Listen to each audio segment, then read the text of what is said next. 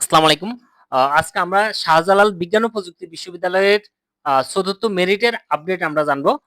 ৪র্থ মেরিটে ভর্তির তারিখ হলো ৬ এপ্রিল সকাল ৯টা বাজে আমরা উপস্থিত হব। তারপর ৯টা ৩০ থেকে কিন্তু আমাদের রিপোর্টিং থেকে শুরু করে সকল ভর্তির কার্যক্রম ৪টা ৩০ এর ভিতরে কিন্তু কমপ্লিট হয়ে যাবে। আমরা অবশ্যই সকল ইউনিটের ক্ষেত্রে একই সকাল ৯টা বাজে উপস্থিত হব। সেক্ষেত্রে আমাদের ভর্তি ফি ১৪,৯০০ টাকা অবশ্যই আমরা সাথে রাখবো এবং এক্ষেত্রে যদি কারো এমন হয় যে সে ইউনিট পরিবর্তন করছে, আগে একটা ইউনিটে ভর্তি হয়ে আছে, এখন আরেকটা ইউনিটে সে তার পছন্দের সাবজেক্ট পেয়েছে, সে এখন ওখানে ভর্তি হইতে চায়, তাহলে সেক্ষেত্রে নতুন ইউনিটের আরেকটা সাবজেক্টে যদি ভর্তি হইতে চায়, সেক্ষেত্রে তার কোনো ফি লাগবে না।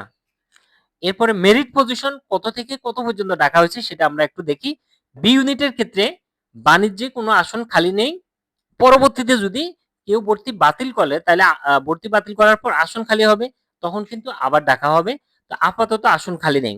বি ইউনিটে মানবিকের ক্ষেত্রে ৪৭৫ থেকে ৪৯৪ পর্যন্ত ডাকা হয়েছে। একটা সাবজেক্টে শুধু আসন খালি আছে।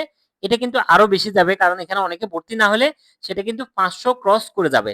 কারণ অনেকে কিন্তু কয়েকদিন আগে কমেন্ট করছিল যে ৪৫০ পরে মেরিট পজিশন যে কোনো একটা সাবজেক্ট পাইলেও হবে, তাহলে কি সাবজেক্ট পাবো? তারা অবশ্যই সাবজেক্ট পাবে, তবে সেক্ষেত্রে শুধুমাত্র অ্যানথ্রোপোলজি আসন খালি আছে এখনো।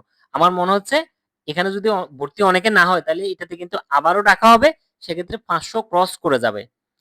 বিজ্ঞান বি ইউনিটে বিজ্ঞানের ক্ষেত্রে ৩২৬ ৩২৫ পর্যন্ত আগে সাবজেক্ট পেয়েছে, এখন হলো ৩২৬ থেকে ৩৫০ পর্যন্ত মেরিট পজিশনে যারা আছে তাদেরকে ডাকা হয়েছে।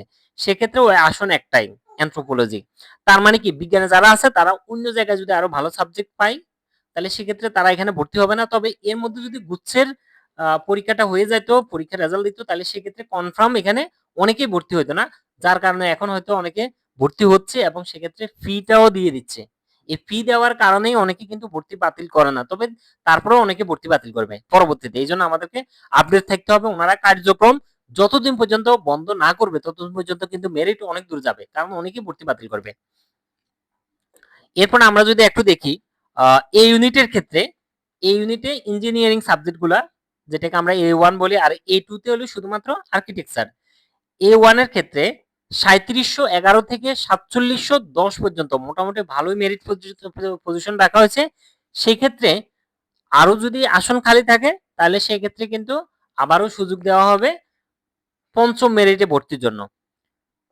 ৩৭১১ থেকে ৪৭১০ প্রায় ১,০০০ পর্যন্ত ডাকা হয়েছে। তার মানে কি এখানেও মেরিট প্রায় ৫,০০০ পর্যন্ত চলে যাচ্ছে এবং এরপরও যদি ভর্তি কার্যক্রম চলমান থাকে তাহলে সেটা ৫,০০০ ক্রস করে চলে যাবে।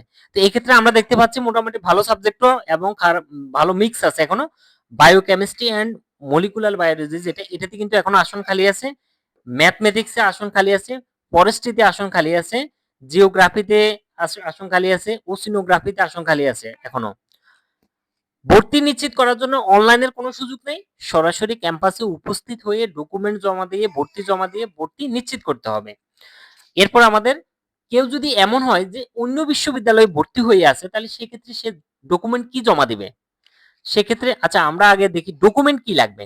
আমাদের ডকুমেন্ট লাগবে উচ্চ মাধ্যমিক এবং মাধ্যমিকের মার্কশিটের মূল কপি লাগবেই। সার্টিফিকেট ওটা লাগবে না, তারপর আমরা সাথে রাখবো। ফটোকপি হলেও সাথে রাখবো, প্রশংসাপত্র সাথে রাখবো।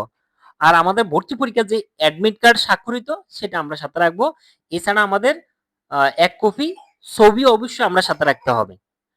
এই ক্ষেত্রে যাদের কেউ অন্য বিশ্ববিদ্যালয়ে যারা ভর্তি হয়ে আছে তারা তো অবশ্যই মার্কশিটের মূল কপিটা জমা দিয়ে রাখছে। সেক্ষেত্রে তাদের যে বিশ্ববিদ্যালয়ে ভর্তি হয়ে আছে ওই বিশ্ববিদ্যালয়ে ভর্তির প্রমাণপত্র অথবা মিনিমাম অ্যাডমিট কার্ড হলেও আমরা সাথে রাখবো। আর ভর্তির প্রমাণপত্র যদি থাকে সেটাও সাথে রাখবো। এরপরে ভর্তির ফি যে জমা দিছি সেই ফি জমার রসিদটা সাথে রাখবো। এবং হলো এই যে মূল কপি জমা দিতে বলছে, মূল কপিটা আমাদের কাছে নাই, সেক্ষেত্রে আমরা ফটোকপিটা অবশ্যই সাথে রাখবো। তারপর আমাদের স্বাস্থ্য পরীক্ষা ওই দিনেই হবে এবং স্বাস্থ্য পরীক্ষা করা বাধ্যতামূলক। সেক্ষেত্রে স্বাস্থ্য পরীক্ষার জন্য প্রমাণপত্র হিসেবে আমাদের যে ব্লাড গ্রুপ, সেই ব্লাড গ্রুপ আমরা কোনো ভালো ডায়াগনস্টিক সেন্টারে বা যেখান থেকে করি না কেন সেই যে রিসিপ্টটা পেয়েছি সেটা অবশ্যই আমরা সাথে রাখবো। তারপর আমাদের সাবজেক্ট চয়েস যেহেতু শাহজালাল বিজ্ঞান ও প্রযুক্তি বিশ্ববিদ্যালয়ে দেওয়া লাগে না, তাহলে সেক্ষেত্রে আমাদের সাবজেক্ট নির্বাচন কিভাবে হবে?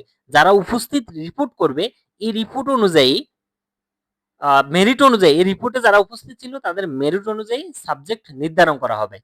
এটাই ছিল আমাদের শাহজালাল বিজ্ঞান ও প্রযুক্তি বিশ্ববিদ্যালয়ের চতুর্থ মেরিটের সর্বশেষ আপডেট। ধন্যবাদ। আসসালামু আলাইকুম।